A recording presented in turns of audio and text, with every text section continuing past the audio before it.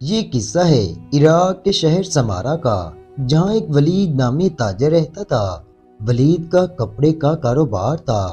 اس کا کاروبار اس قدر وسیع ہو گیا کہ نہ صرف اس کا کپڑا بغداد کی بازاروں میں فروخت ہوتا، بلکہ اسے کاروبار کے غرض سے شام، لبنان اور مصر کے دور دراز علاقوں میں قافلوں کے ساتھ جانا پڑتا۔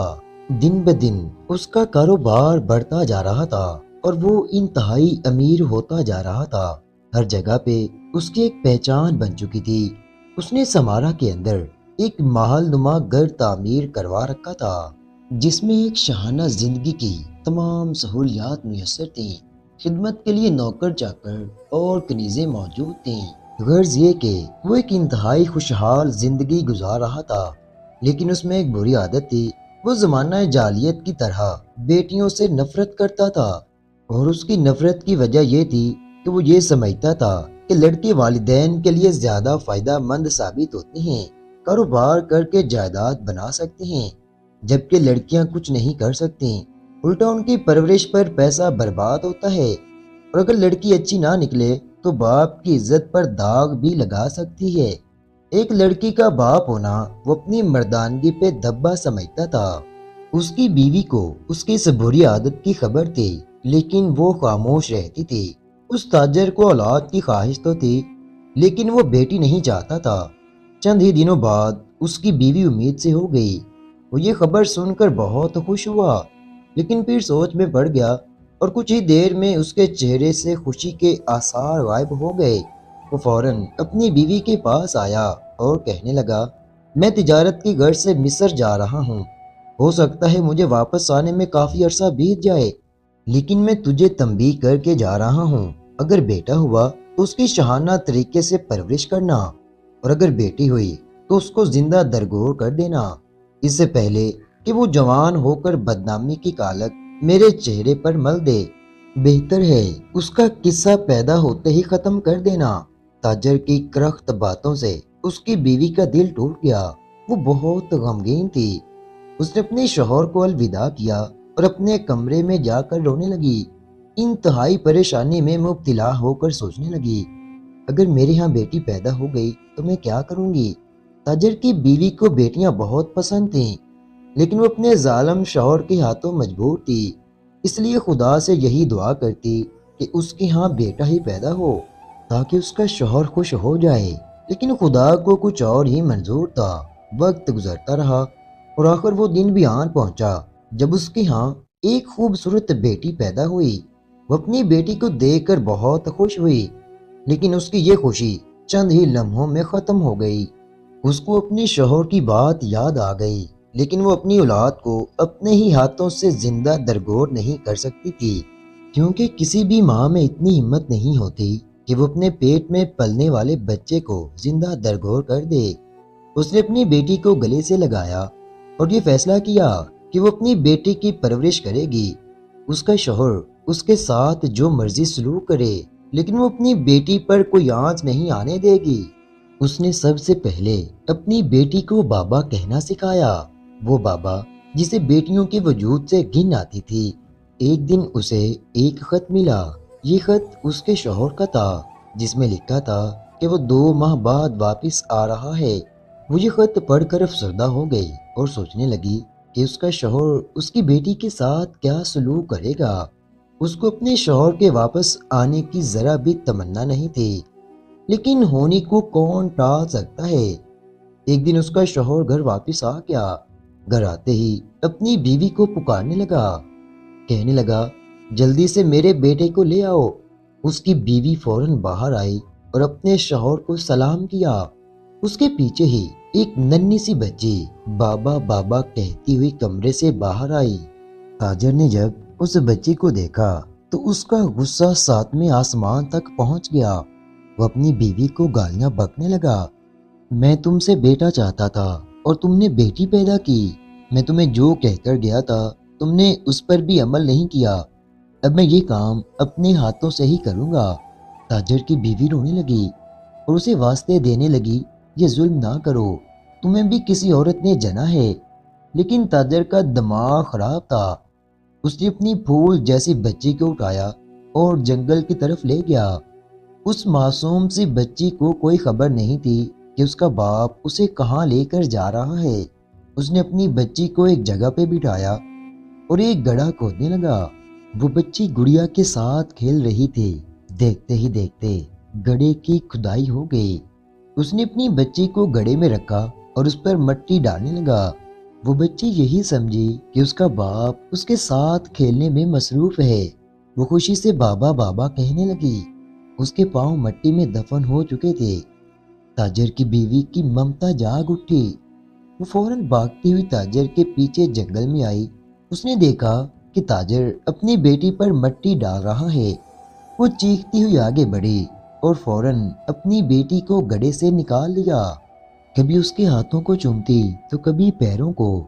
تاجر اس سے بچی چھیننے کی کوشش کرنے لگا، لیکن اس نے تاجر کو پیچھے دھکیلا اور کہنے لگی، میں تمہیں کسی بھی صورت میں ایسا نہیں کرنے دوں گی۔ اگر تم نے ایسا کرنا ہی ہے تو مجھے بھی بیٹی کے ساتھ ہی زندہ درگور کر دو۔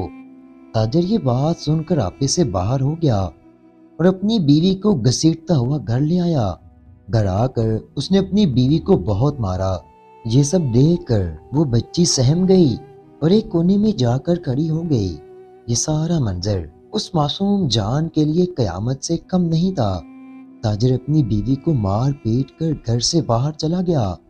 ماں روتی ہوئی اپنی بیٹی کے پاس آئی اور اس کو گلے سے لگا کر ٹھاٹھے مار کر رونے لگی۔ وہ معصوم بچی ننھے ہاتھوں سے اپنی ماں کے آنسو صاف کرنے لگی۔ وقت گزرتا رہا۔ تاجر کی بیوی بہت بیمار رہنے لگی۔ تاجر اس کا ذرا بھی خیال نہیں رکھتا تھا۔ سخت بیماری میں بھی اس کو طبیب میسر نہیں تھا۔ ایک دن بیماری کی حالت میں وہ اپنی چار پائی پر لیٹی تھی۔ اس نے اپنی بیٹی کو آواز دی۔ اس کی بیٹی فوراً اس کے پاس آئی۔ اس نے اپنی بیٹی کو گلے سے لگا لیا اور اسے کہنے لگی، بیٹی میرا وقت آ گیا ہے، اپنا خیال رکھنا اور اپنے باپ سے کبھی بھی نفرت نہ کرنا۔ اس نے میرے ساتھ جو بھی کیا ہے وہ اس کا اور میرا معاملہ ہے، لیکن تم میری نصیحت پر عمل کرنا۔ ماں کی یہ حالت دیکھ کر وہ بچی ماں کو پانی پلانے لگی، لیکن اسی لمحے اس عورت کی سانس اکھڑ گئی اور وہ اپنے خالق حقیقی سے جا ملی۔ وہ بچی اپنی ماں کو مردہ حالت میں دیکھ کر رونے لگی۔ اس پر قیامت ٹوٹ چکی تھی۔ ان کے گھر کافی رشتہ دار جمع تھے۔ شام کے وقت اس عورت کو دفن کر دیا گیا۔ تاجر کو اپنی بیوی کی موت کا ذرا بھی دکھ نہیں تھا۔ بیوی کے مرنے کے کچھ دن بعد اس نے دوسری شادی کر لی۔ وہ بچی سارا دن اپنی ماں کے کمرے میں پڑی رہتی۔ تاجر نے کبھی اپنی بیٹی کی خبر نہیں لی کہ وہ کس حال میں ہے اور نئی شادی شدہ زندگی میں مصروف رہا۔ وقت پر لگا کر اڑنے لگا۔ تاجر کے ہاں یکے بعد دیگرے 3 بیٹے پیدا ہوئے۔ وہ تینوں جوان ہو کر تاجر کا کاروبار سنبھالنے لگے، لیکن عمر ڈلنے کی وجہ سے تاجر اب دن بدن بیمار رہنے لگا۔ اس کی بیوی اس کا ذرا بھی خیال نہیں رکھتی تھی۔ اسے تو بس تاجر کی دولت سے مطلب تھا۔ تاجر کے بیٹوں کا رویہ بھی باپ سے بہت اکڑا ہوا تھا۔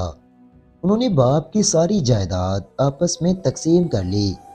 تاجر کے ہاتھ میں کچھ بھی نہیں آیا۔ وہ تاجر جو اپنی تجارت کی وجہ سے ہر جگہ مشہور تھا، مفلسی کی زندگی گزارنے لگا۔ اس کے ہاتھ میں کچھ نہیں آیا تھا۔ آخر کار اس کی بیٹی ہی اس کے کام آئی۔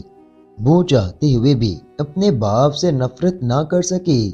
اسے اپنی ماں کی نصیحت یاد آئی۔ وہ اپنے باپ کی خدمت کرنے لگی، لیکن تاجر کی جسمانی حالت دن بدن بگڑنے لگی۔ اس کو کوڑ کی بیماری لاحق ہو گئی۔ اس کی یہ حالت دیکھ کر اس کے بیٹے اور اس کی بیوی اس سے نفرت کرنے لگے۔ انہیں یہی ڈر تھا کہ کہیں یہ بیماری ان کو بھی اپنی لپیٹ میں نہ لے لے، اس لیے انہوں نے اسے گھر سے ہی نکال دیا۔ تاجر کی بیٹی اپنے باپ کو اسی جنگل میں لے گئی جہاں اس کا باپ اسے دفن کرنے کے لیے لایا تھا۔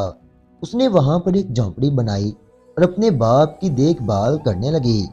اب تاجر کو شرمندگی نے آن گھیرا۔ اس کو اپنے کیے سارے ظلم یاد آنے لگے۔ آج اس کا دل کر رہا تھا کہ وہ اپنے لیے گڑھا کھودے اور خود اس میں جا گرے۔ جس بیٹی سے وہ نفرت کرتا تھا اسی بیٹی نے اس کو آخری وقت میں سہارا دیا۔ جس بیٹی کو وہ اپنی مردانگی پہ دبا سمجھتا تھا، وہی بیٹی کوڑ جیسی بیماری میں بھی اس کے زخموں پر مرہم رکھ رہی تھی۔ اور جن بیٹوں پر وہ فخر کرتا تھا، انہوں نے اسے گھر سے باہر نکال پھینکنے میں ذرا بھی دیر نہ لگائی۔ اس کے ہوش ٹھکانے آ چکے تھے، لیکن اب سب کچھ اس کے ہاتھوں سے نکل چکا تھا۔ وہ خدا سے گڑ گڑا کر معافیا مانگنے لگا، اپنی بیٹی کے آگے ہاتھ جوڑنے لگا۔ بیٹی، مجھے معاف کر دو، میں نے ساری زندگی تم پر اور تمہاری ماں پر بہت ظلم کیا ہے۔ میرے ساتھ جو کچھ ہو رہا ہے وہ میرے ہی اعمال کا نتیجہ ہے۔ بیٹی اپنے باپ کی ڈھارس بندھانے لگی اور کہنے لگی، آپ کو معافی مانگنی ہے تو میری ماں سے مانگیں۔ وہ بوڑھا اپنی بیٹی کے ساتھ اپنی بیوی کی قبر پر گیا اور کافی دیر تک وہاں پر کھڑا روتا رہا۔ پھر بیٹی اپنے باپ کو لے کر جھونپڑی میں واپس آ گئی۔ باپ اپنی بیٹی سے کہنے لگا، بیٹا، میں نے بہت بڑی غلطی کر دی ہے، جس کا ازالہ میں ادا تو نہیں کر سکتا، لیکن تمہارا حق تمہیں ضرور دوں گا۔ وہ بوڑھا اپنی بیٹی کو لے کر قاضی کی عدالت میں پہنچا اور اپنے بیٹوں کے خلاف مقدمہ درج کروا دیا۔ وہ قاضی سے کہنے لگا کہ میری جتنی بھی جائیداد ہے میرے بیٹوں نے آپس میں بانٹ لی ہے، مجھے اور میری بیٹی کو گھر سے نکال دیا ہے۔ اس جائیداد میں میری بیٹی کا بھی حصہ ہے، میری بیٹی کو اس کا حق دلایا جائے۔ قاضی نے فوراً اس کے بیٹوں کو طلب کیا اور اس کی بیٹی کا جائیداد میں جتنا بھی حصہ بنتا تھا اسے دلوا دیا۔ اس کی بیٹی کے حصے میں ان کا پرانا گھر آیا۔ تاجر اپنے بیٹوں سے سخت نالاں تھا اور ان سے کہنے لگا، تم 3 بیٹوں سے زیادہ مجھے یہ ایک بیٹی عزیز ہے۔ میں نے ساری زندگی تمہیں پیار کیا، تمہیں سب کچھ دیا، لیکن تم نے آخر پر میرے ساتھ کیا کیا؟ میں اندھا ہو چکا تھا۔ جس بیٹی سے میں ساری زندگی نفرت کرتا رہا، آج اس نے مجھے اس حالت میں سنبھالا جس حالت میں دیکھ کر تم لوگوں نے مجھے گھر سے نکال دیا۔ آج تاجر کے بیٹے بھی بہت شرمندہ تھے، لیکن انہوں نے باپ کے ساتھ جو سلوک کیا تھا، ان کا باپ اب ان کو معاف کرنے والا نہیں تھا۔ تاجر کے بیٹے اس سے معافیا مانگنے لگے، لیکن باپ کی طرح انہیں بھی ان کے کیے کی سزا اسی دنیا میں ہی مل گئی تھی۔ تاجر اپنی بیٹی کو لے کر واپس گھر آ گیا اور چند ہی دنوں بعد اس کی شادی بھی کر دی، لیکن ایک دکھ تھا جو ہر وقت اس کے دل کو کھائے جا رہا تھا۔ تو میرے پیارے دوستو، اس کہانی سے ہمیں سبق ملتا ہے کہ بیٹیاں بھی بیٹوں کی طرح والدین کے لیے رحمت اور خوشی کا باعث ہوتی ہیں، اس لیے انہیں زندہ درگور کرنا یا کم تر سمجھنا بہت بڑی ناانصافی ہے۔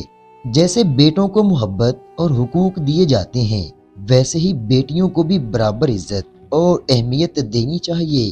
جو والدین بیٹیوں کو حقیر سمجھتے ہیں، وہ نہ صرف ظلم کرتے ہیں بلکہ خود بھی پچھتاوے اور نقصان کا شکار ہو جاتے ہیں۔ زندگی کا سب سے بڑا سچ یہ ہے کہ جو بیٹیوں کو عزت نہیں دیتا، وہ خود عزت کے قابل نہیں رہتا۔ معزز ناظرین، اگر ہماری آج کی یہ کہانی آپ کو پسند آئی ہو اور آپ اسی طرح کی مزید دلچسپ کہانیاں سننا چاہتے ہوں تو ہمارے چینل WA وائس کو سبسکرائب کریں، ہماری ویڈیو کو لائک اور شیئر لازمی کریں اور اس کہانی کے بارے میں ایک اچھا سا کمنٹ لازمی کریں۔ آپ کی رائے ہمارے لیے بہت اہم ہے۔